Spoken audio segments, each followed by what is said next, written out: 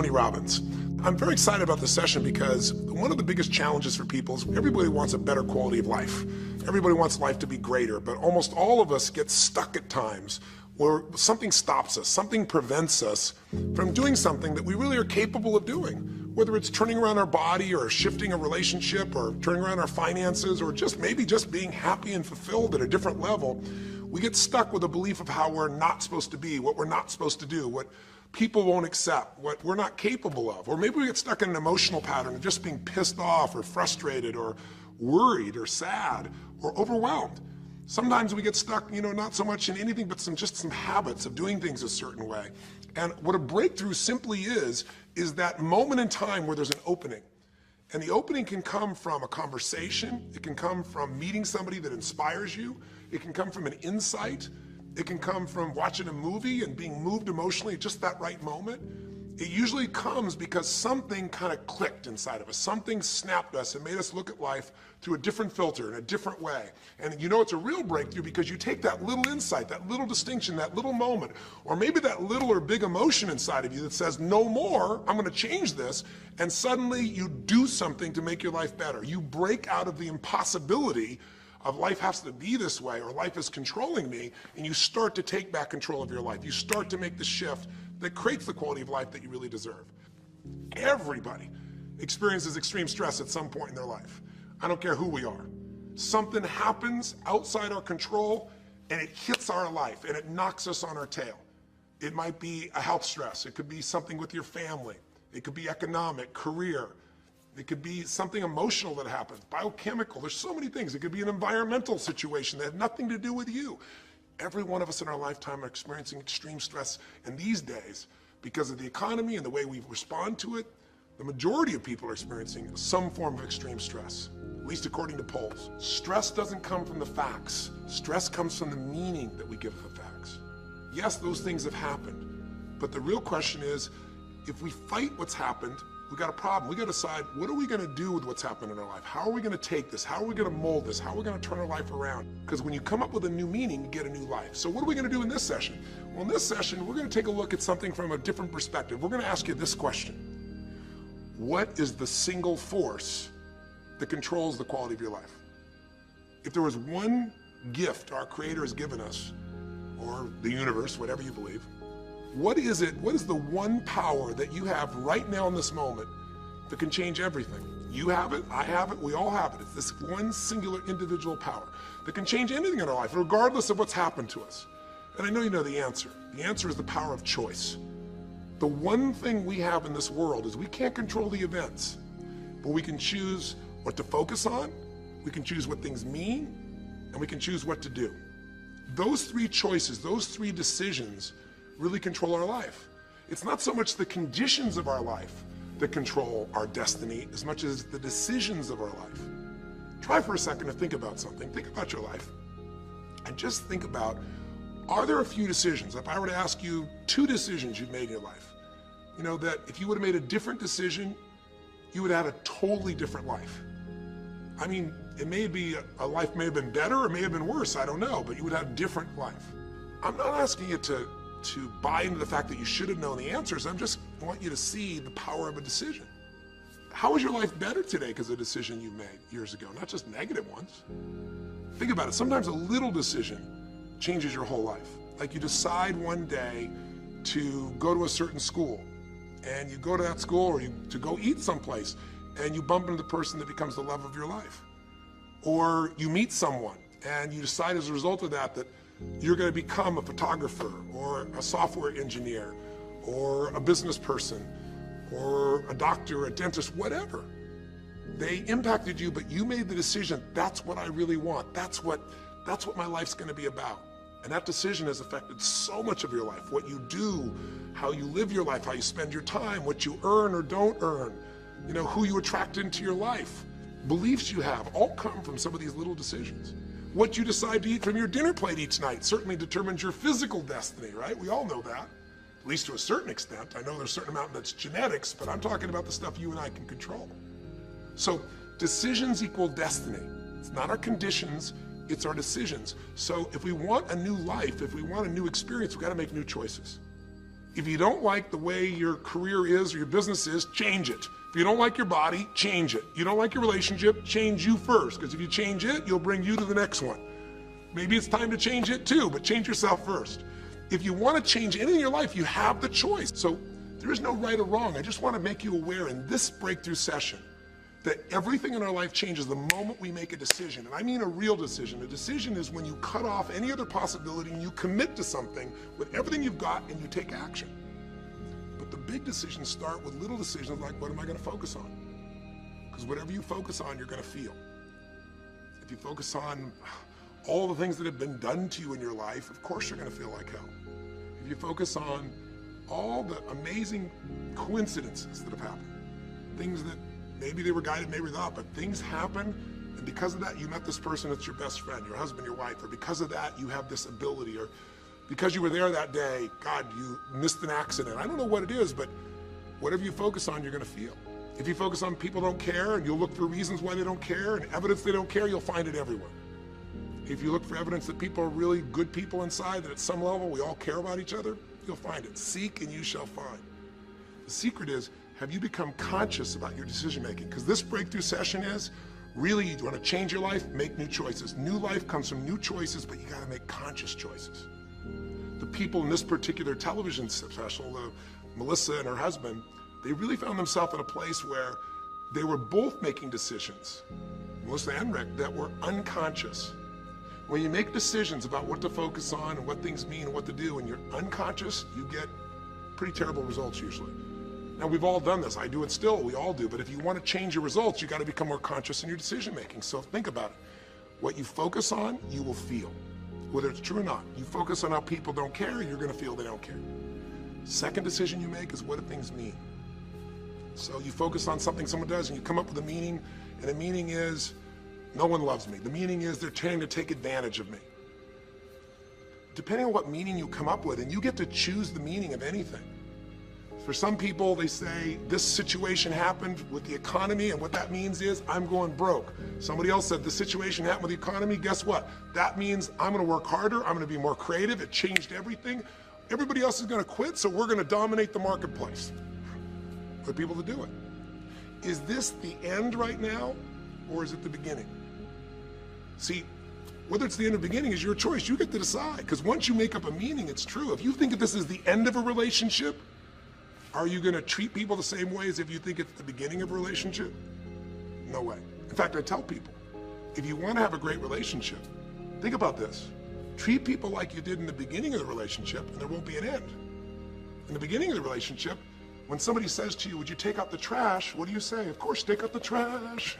You're happy to do anything, right? But after about 6 months or 6 years, you go take them out the trash and go, what do you mean? What, I look like your janitor? Take out your own trash. The meaning we give things is very different, and so we feel different, and our life is different. In the beginning, you'll do anything for someone. Now you make up a new meaning. Why should I have to do that for them? Little choices, like what to believe about yourself, what to believe about other people, whether this is the end or the beginning, start to affect your whole life. And the third decision we make, we decide what to focus on, most of us unconsciously. We decide what things mean, and the third thing we decide is, what are we gonna do? We decide to quit, because it's overwhelming. We decide to get strong and focus. We decide we're going to turn it around. We decide to wait and see. Ultimately, your destiny is determined by what you do. So, for example, what do you do if somebody comes to you one day and says, you have a tumor? Again, I've had that experience. I use that as a reference point because I've had a lot of intense experiences in my life, but that was one of the more intense ones for sure. I had many, but that was very intense. You know, first, what do you focus on? Do you focus on it's over? Do you focus on why me? Do you give it a meaning that says, I'm gonna die? What do? Do you just go through traditional therapeutic approach? Do you put yourself in the hands of someone else? Do you evaluate this? Do you get a second or third opinion? Your destiny is determined by your decisions. Now, if you're a guy like Lance Armstrong, you focus immediately on, I gotta find a solution. The meaning you come up with is, this is the ultimate battle. And what you decide to do is you're gonna exhaust every possibility. Now that doesn't guarantee you're gonna succeed, but it's interesting. When you have that kind of a mindset, it shifts you. And Lance Armstrong, I mean, he was told things like, look, You got tumors here in your brain, you got them in your lungs, right? You got obviously in testicles, and you ride a bike for a living. That's pretty tough. But he made it through all of those pieces. Now, am I saying because he made the right choices? I can't tell you that. There's certainly some grace in everything. I think in life, there's three things. There's our ability to choose what we're focused on, or to commit, to get a result, to put all our intention and focus into something. There's our ability to do the right things, to have the right strategy, to execute. And then there's some grace. There's what some people call luck, some people call grace. There's if you do the right things over and over again and with total focus, sometimes, you get good fortune that comes your way. And you tend to have more good fortune when you're totally focused and decisive and you take lots of action than if you kind of just sit around and accept things like you don't have a future. But the point of the matter is this guy turned it around. What was he like after he got through this problem? After he had his breakthrough, after he faced cancer, racing against some other guy seemed like nothing by comparison. You're not much of a competitor. I faced death. And he goes on to win Tour de France after Tour de France after Tour de France, breaking every record anyone could ever imagine. What do you do decades ago, half a century ago almost now, and someone says to you, go to the back of the bus, and you're African American? One woman just decided, you know what? You can't take my dignity from me. I can only give that up, and I don't choose to give it up. And I will not go back to the bus. The answer is no. And Rosa Parks changed an entire society because that day she chose to focus on something else. She gave it a different meaning. This is not a command. You do not have control over me. And she decided to fight. And she changed the direction of a country and of many other countries. She started something. We forget that you don't have to be famous to have the ability to change at least your own personal history, to change the direction we go in our life. We have the power to choose, even if you haven't before. You can finally say, no more, I won't put up with that, within myself or from anybody else. And here's what I'm going to do differently. That's where the breakthroughs really start to happen. Now the question is, why do some people stand their ground and make something change versus other people just kind of accept things? Why do some people make bold decisions and other people make decisions that are based on trying to hang on to what they've got? Well, that's a more complex question to answer than we might have in a few minutes in this one session, but it is one that I've spent my life studying, because when you can change your decisions, you can change your life. When you can change the force that controls your decisions, you can change anything in your life. At some level, we have certain beliefs and values. But if I was going to make it simple, I'd say there's two things that determine your choices. The first thing is the state of mind and emotion you're in at that moment. Think about it. Have you ever snapped at somebody and had nothing to do with them? It was just the state you're in, right? You were frustrated, you were pissed off about something, and in that state of mind, whatever they said got interpreted through that state, and you made up a meaning like they were an irritant or they were interrupting you. They weren't. You probably felt bad afterwards. When we get in the wrong state, we make the wrong decisions. When you get in a strong, empowering state, you'll make a better decision. Learning how to direct your state is a big part of what my work is with people, and it's a big part of what I do in my seminars. But the other thing that affects your decisions would be what I would call your story or your blueprint. We all have kind of a story about how our life is supposed to be. It comes from a set of life experiences, interpretations. Some people think life is all about getting theirs. Some people think life is about growing and contributing. Some people think life is about making judgments. Some people think life is about saving other people's lives. Some people think life is about being successful. Some people think God is the basis of everything, and the way to know God is to go through life in a very specific way with a set of rules, and they follow it. And that's what they believe. Whatever your story is, whatever your blueprint is just another way of saying whatever you believe is how your life is supposed to be, at some level, we either follow that blueprint or we fight it. If we follow it or we fight it, we're going to find that we're going to bump into things in life where life isn't always the same as we expect it to be or think it should be. And that's where we start to experience stress. So in this session of Breakthrough, when you watched this story and you saw Melissa, you saw the conflict between what she desired most and what she feared most. I really believe life is the dance between what you desire most and fear most. That's where you find where we live our life. The dance between what you want most and what you fear most. That's where all that energy is in life. So what does she want? She wants to be famous. She wants to be able to sing and have everyone hear her voice and be able to touch everyone. She wants to contribute. She wants to share her gift. And she definitely wants to be famous and successful. She needs to be closer to her children. And one of the big challenges in life is oftentimes what we want and what we need are two different things. She has 5 boys. They're all extremely young, as I'm sure you saw. And she has a husband. And while they're all supportive of her going on this journey, somewhere along the line, she lost that connection to what was most important. Now, is she a bad person to make bad decisions? No, good people make bad decisions when they get in lousy states, when our ego gets involved, or when we start believing our story. And here was the story she had.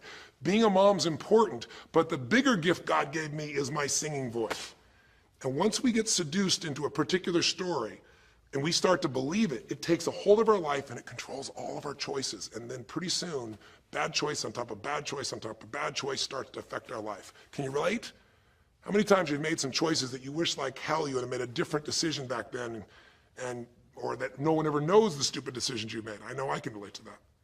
So what I want to talk to you about today for this brief little session is how to break through a crisis.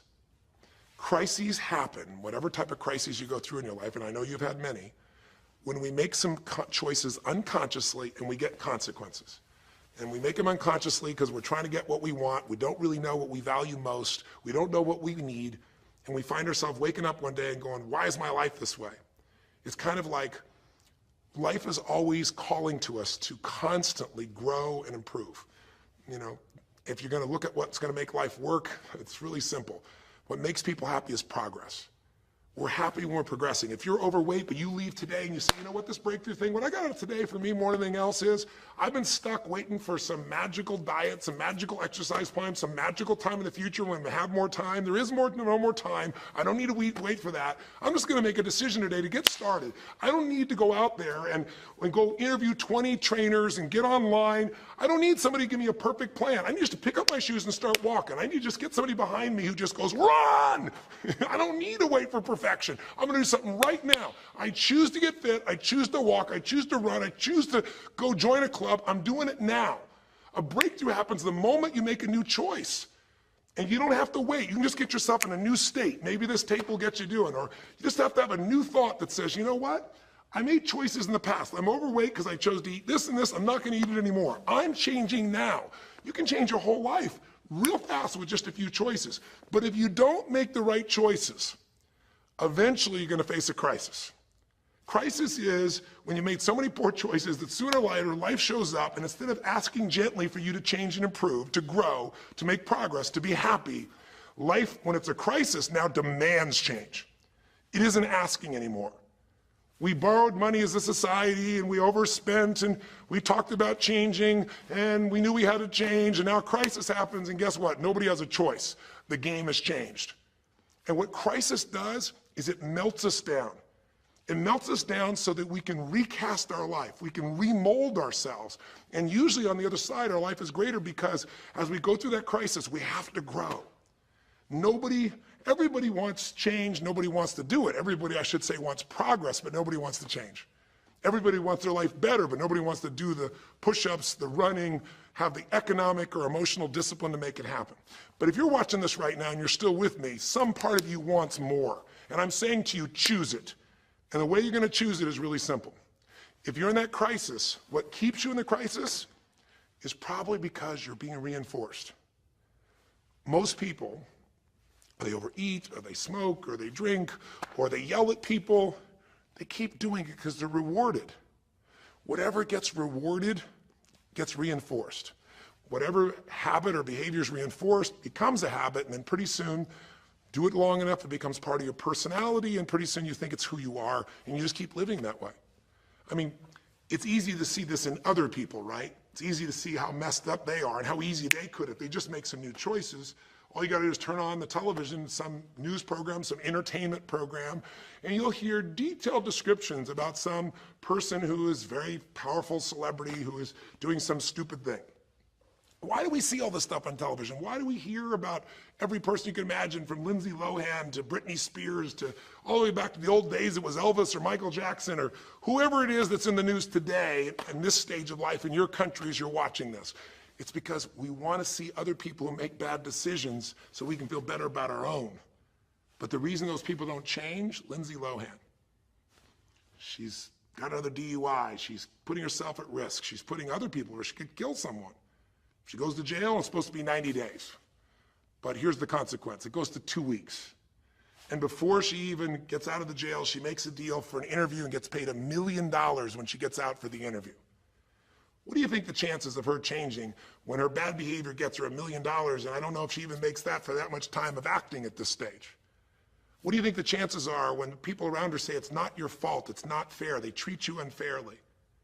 As long as we have the decision that we're not responsible, it's not our fault, we can't change anything. We have no power. So I don't know by the time you watch this if Lindsay will have changed, but if she did, it'll be because the enablers are gone, she's taken responsibility, and she's found something she values more than attention and money for bad behavior. Now, it's easy to look at that with her, but what about you and I? Where are you and I addicted to our problems? Where are you and I reinforced? So many people, when they have a big problem, listen, if things are going well, you say, oh, it's going so great. Your friends go, well, that's great. And after a while, they go, well, easy for you. But if you got a problem, people go, hey, I understand, and they connect with you.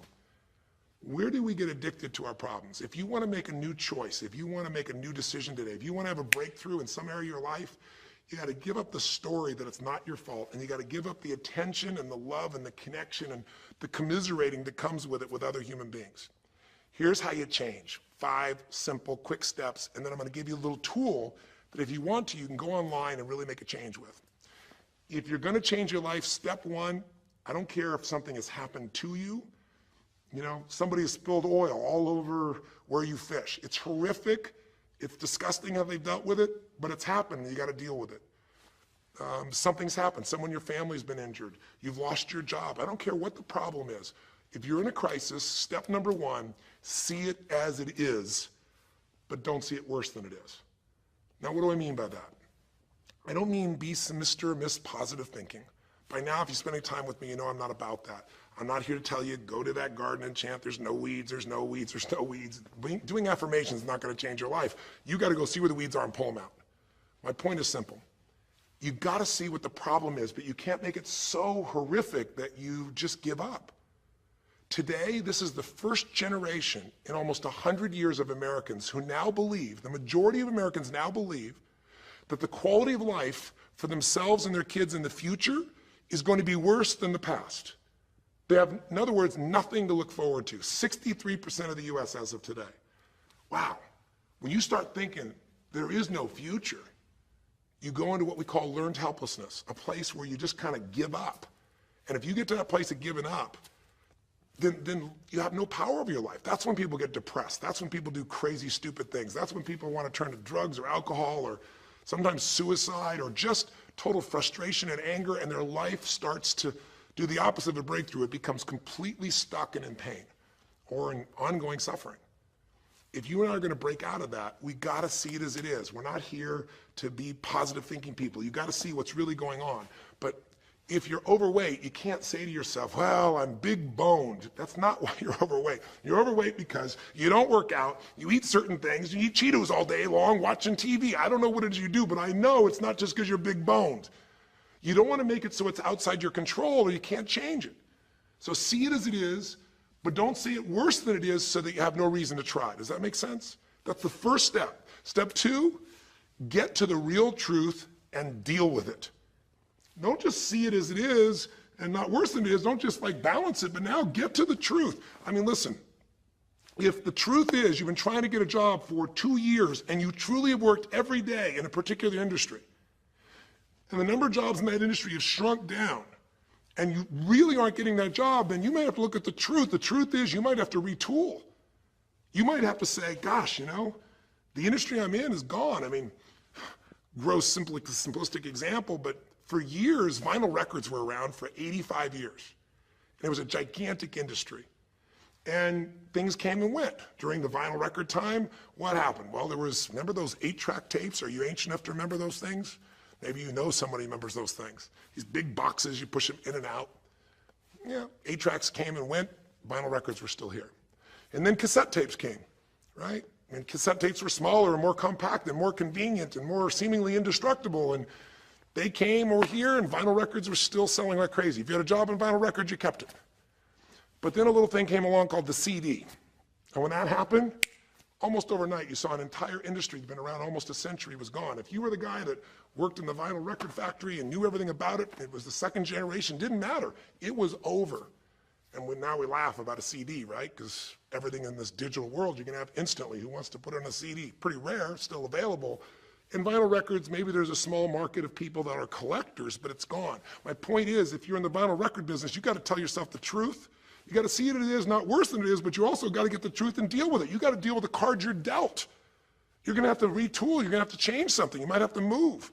If you live in the Gulf, and I don't support anything that's happened there, who could? It's unconscionable what's happened with BP.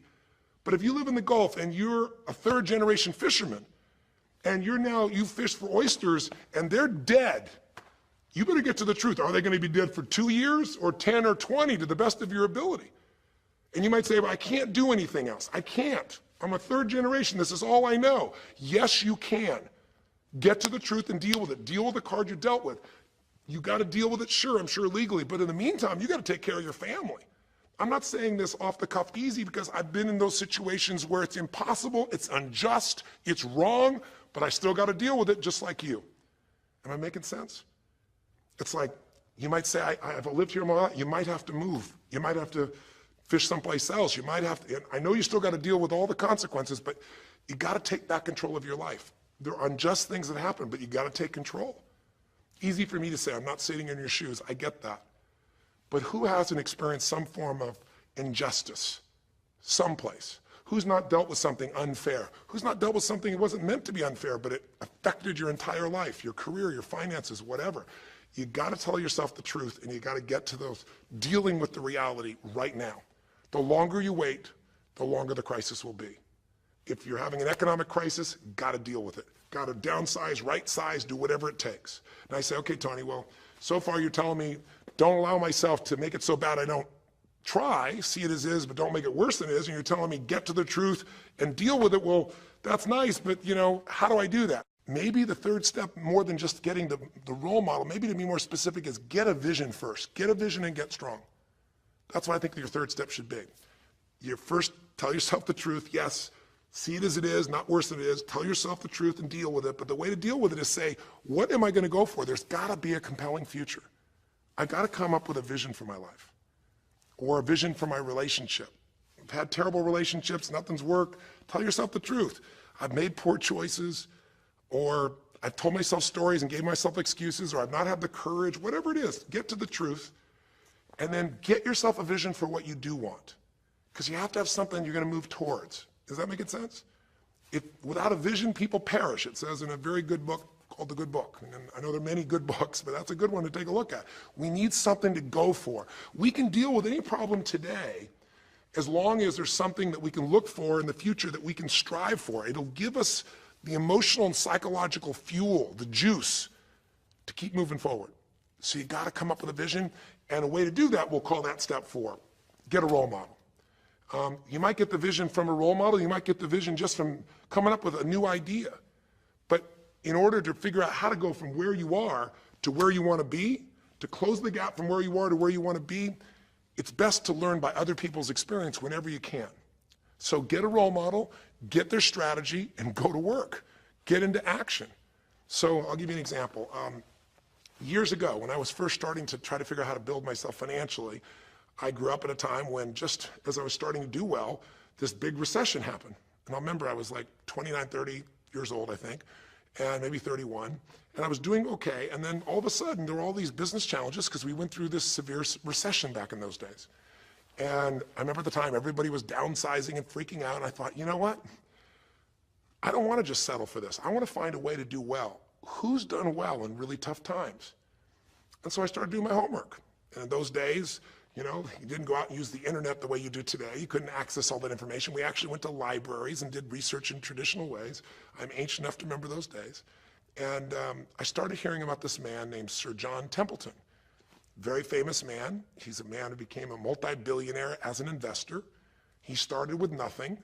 But what was interesting is when I started to find out about his story, because here's a guy that when he's a young man, he's called Sir John Templeton now. He was actually an American originally. And he wasn't Sir. He came from a very poor family. And he just decided that in his life, He wanted to not only do well financially, he wanted to do so well he could help other people at any level that he wanted. And today, by the way, he's passed, but before he did, he created the Templeton Fund, and he also created a fund that now delivers money, gives money each year at the Templeton Prize to people that do good spiritual works, and it's larger than the Nobel Prize, and it continues to go on. But the guy started with nothing, and here's how he did it. Listen to me now. The reason I look for him as a role model is because he made all his money in the worst of times. He made all his money when people were going through the equivalent of the deepest recession or depression possible. His whole belief was, and this is different than almost anybody else you see around you, was pessimism was the secret to success. That what he wanted to do was make money when people were most pessimistic. Because when people are optimistic, they want you to pay for their house a huge sum of money. But as they start getting more and more pessimistic, where pretty soon they think they can never, the house is the worst thing to have, they'll virtually give you the house. They'll virtually give you the business. And so he made all his money starting in World War II. When the war broke out, when Hitler invaded over in Europe, he took all the money he had and borrowed a total money of $10,000, a total amount. He bought with $10,000 every stock on the New York Stock Exchange that was $1 or less that he thought might be useful, including some companies that looked like they're going to be bankrupt. But he did it when people were the most pessimistic. Because if you recall, it looked like Hitler was going to take over. It didn't look like we were all going to be the winners. It looked like Hitler was going to dominate. And when people were that scared, they would give up anything they had just to get a little bit back. And so he bought all the stock that eventually made him a multi-billionaire. He became a billionaire because after things changed, after the war, just 5 years later, and the economy started to surge, everything changed for him. Where do you think he invested next after World War II? Where was a country that was pummeled, that was down, the factories were basically turned into mud? Japan. You could buy things for pennies in Japan that would have cost you hundreds of thousands of dollars before, and he did. When everyone was most pessimistic, he went and did well. And then he sold when the 80s surged and when everybody thought Japan was the greatest country on earth and had the biggest businesses, he sold and made his maximum profit when people were overly optimistic. He did the same thing down in South America when inflation went crazy. This man spent his entire life basically having a strategy of how to succeed when everybody else was scared. I tell you that because he's a role model. What he did, how he did it, it's all in writing, it's crystal clear. You could do the same. But you won't be able to do it when you're telling yourself the sky is falling and it's over. When you see it worse than it is, you'll just give up. You won't do it if you don't tell yourself the truth is, you know what, this system isn't working. I got to do something. I got to change my finances. I got to change my job. I got to reach. If you don't tell yourself the truth and deal with the truth, the real truth, nothing's going to happen. You won't ever even think about a guy like John Templeton if you don't have a vision that says, I don't care how the environment is, I'm going to find a way to do well. And you won't do well unless you get a strategy based on a role model who's really done it. My whole thing is this: if anybody has something you want, they aren't lucky. They did something. If you model them, if you take similar steps, you can produce a similar result. Make sense? And then finally, the fifth step, look, if you're in a situation where you see it as is, but not worse than it is, if you've told yourself the truth and you dealt the cards you're dealt with and just decided you're going to change it and you're willing to do what's necessary, if you put yourself in a place where you got a new vision and you gotten yourself strong, if you got a role model and you got some strategy and you got yourself into action, step 5 is give much more than you expect to receive. Simple as that sounds, if you find a way to meet people's needs in business, in an intimate relationship, meeting your kids' needs, anybody's needs, the whole game changes.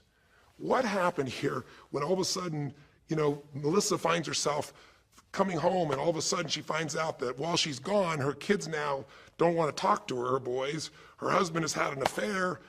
Well, none of that could change if she would have just said, you know what?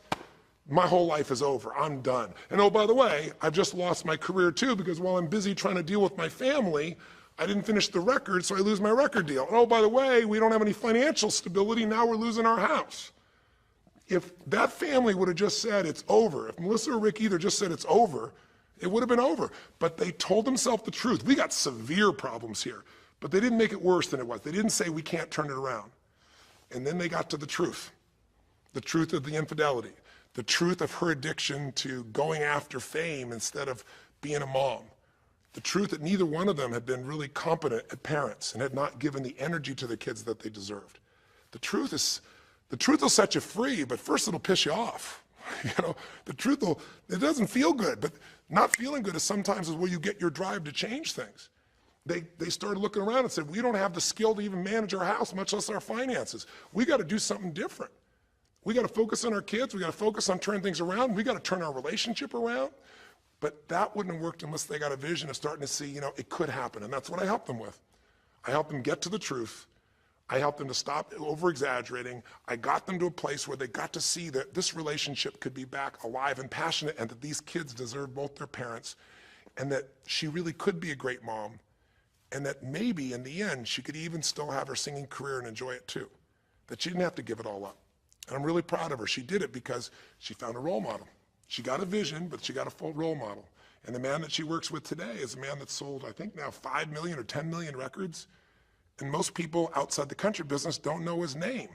He's her mentor now. He's made music with, Willie Nelson, with just about anybody you can imagine in the business.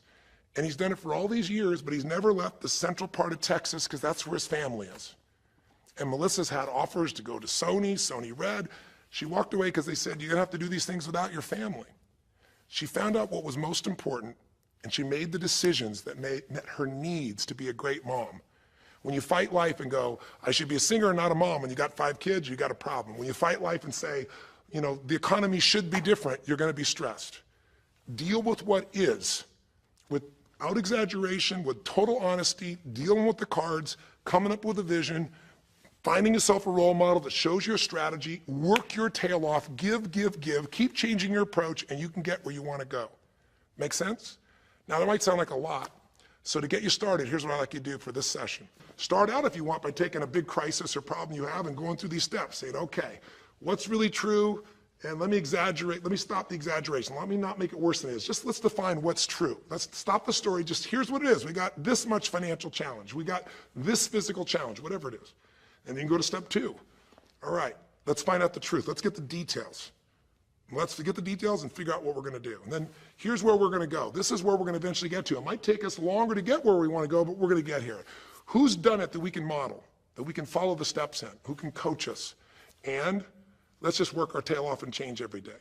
But to give you a quick jump, sometimes when you're in the middle of crisis or crises, multiple crises, lots of things going on simultaneously, it feels a bit overwhelming. So, and you might not know a role model. You might say, Tony, I don't know who. Well, not hard on the internet these days to find role models, or come to an event. I can promise you we can show you plenty of role models. This is what I do for a living. But what you can do right away is you can model yourself. Think about it. Almost everyone alive has been through more than one tough time, crisis or multi-crises, where you're having a problem financially and you're having a problem with your family and you're having a health problem all simultaneously. Those are the intense ones, right? But if you're standing still today, most of us have found a way to get through it. And if you don't, you know someone who went through a tough time, a grandmother, an aunt, an uncle, somebody. The greatest way to make that change happen, when you break out of break through, you break out of a problem, you break out of a crisis, is model yourself. So we have 5 questions when you click on this link. And you can do it by video so you can see yourself, and you can share it with other people, or you can type in the answer. I'll tell you in advance what they are, and then when I'm done here, I want you to do it right away if you would. The first question is, what's been one of the toughest times in your life? What's been one of the toughest times in your life that you did get through? Maybe it was a financial situation. Maybe it was a career situation. Again, maybe it was an intimate relationship where you were crushed. You thought you could never make it through all the pain you went through there. Maybe it was a physical challenge, a health challenge. Maybe it was a lack of confidence or ability. I don't know what it was, but what was a just incredibly tough time that you did make it through? And you're just gonna jot it down. Or you can do it in the video and just tell us, because you're not only gonna get this answer, but we're gonna create a community of people who will be role models, people that have been through hell and back, saying, here's where I was, here's what I got through, here's what shifted my life, here's what you can do. And we're creating this community as our gift to you, so that this isn't just a discussion that's one way. I want to do is start a conversation with you where we can help each other. So that first question is, what's a crisis? What's a challenge? What's a tough situation you eventually made through, but it really was difficult for you? Second question, you go back and you think about that situation. What pulled you through? What pulled you through that situation? What did you learn? What distinction? Or did you get a strategy? Or was it a belief? Or did you meet someone who helped you? Or was it just somehow you clicked into your faith and you kicked yourself into gear? What pulled you through those tough times? Was it a person? Was it a place? Was it an idea? Was it a distinction? Was it a belief? What was it? Share it with us. Type it down or tell us from your heart what it really was. Third question is just real quick. It's just for contrast. And the third question is, what was your life like before the crisis? Like right before all hell broke loose? Usually you'll say, oh, my life was so great. But when you go back and look at it, was it so great? Was it wonderful? Just out of curiosity, right before all hell broke loose, third question is, what was your life like right before it? And then the fourth question, what'd you do? What did you do to go from where you were to where you are today? What did you do to get over that situation? What did you do to get through that situation? What did you do to turn it around? What action did you take? Who did you go learn from? What skill did you go get? What did you physically do? Kind of give us the description of what you did, because we all want to know, because you can provide us a pathway. You may have been through a crisis that someone else is going through right now, and they could learn from you. They could learn the shortcut. And finally, the fifth question, maybe the most important one besides what pulled you through, and the fifth one is, how is your life actually better today because you went through this crisis? Whatever the crisis was. How are you stronger? Or are you more compassionate because you felt that suffering? You don't want anybody else to feel it. Or are you more hopeful because you know you made it through that so you can make it through other things? Or are you in a situation where you've got a skill today that you didn't have and wouldn't have had if it wasn't for that situation that made you have to grow? Or are you just happier today because you have a contrast of what life could be like, and so now you appreciate the simple moments? How are you better mentally, emotionally, physically, financially, or spiritually today because you went through the crisis? Even though you wouldn't want to go through it again, you don't want anybody else to go through it, how did it actually serve you in the end? I think if you answer these 5 questions, you don't need to remember them. I said them to kind of trigger you thinking. All you do is type in the answer, or you take the instructions and click on the video and go, okay, toughest time in my life? There have been so many, but I'd say when I went through this divorce, or I'd say when I was told I had this tumor, or I'd say when they told me this company was going to go bankrupt, or whatever it was. Second question, what pulled me through? God, I don't know, I guess a combination of things. One was this belief that somehow everything in life happens for a reason and a purpose. And even though I hate this, something must be calling me to grow. Or I'll tell you what it was. It was a friend that sat me down and said, man, you're going through hell. But when you're in the middle of hell, when you're pushing through hell, just keep pushing. Just keep going through it, man. I've been there. And he gave me this plan, or he gave me this strategy, or he told me, you know, this problem won't last forever. Trust me, I know it feels like it's the end of the world, but 10 years from now, you and I will be sitting here, and you'll be here with your children, and you'll be here with your wife, and we'll be talking about those tough days, and we'll actually smile and laugh about them and be so proud we made it through it together. Or you might say, what got me through it was prayer, or my faith in God, or what got me through it was just massive action. You know, what pulled you through? Just tell us. We all want to hear, we all need to know. And there's lots of ways to get through hell, isn't there? There's lots of ways to get through a crisis. There's so many ways. That's what I want people to get. So when you're done with this on the website, you will give in something. Because the community is not just a place you go get stuff, right? It's a place you give. And the more, you know, authentic you can be and honest from your heart, the more other people will see and be touched. You know, what was it like before? Oh my God, I was on top of the mountain. You know, what did you do? Here's what I did. You know, I told myself the truth. I went and got this new education. I went and started talking to people each day. Whatever you did. How's your life better today? There's a phrase, you know, be humble or be humbled.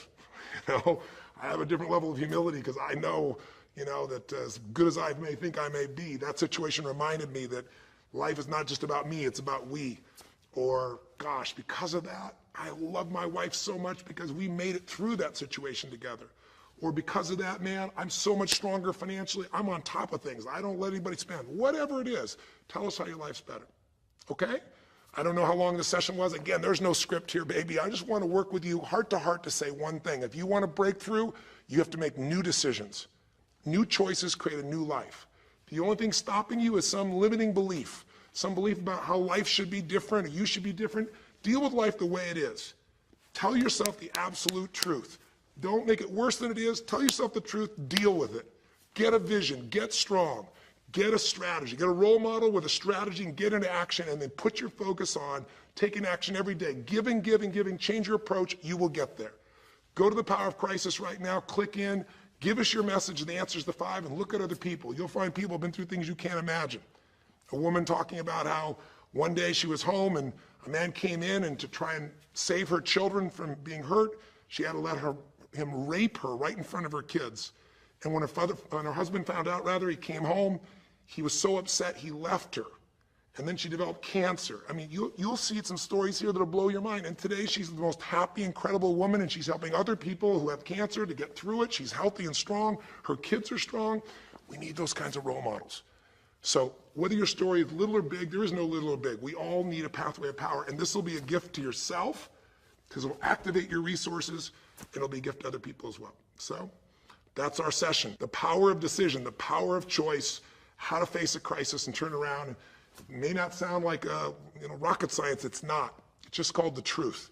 And the truth will set you free, as they say. So live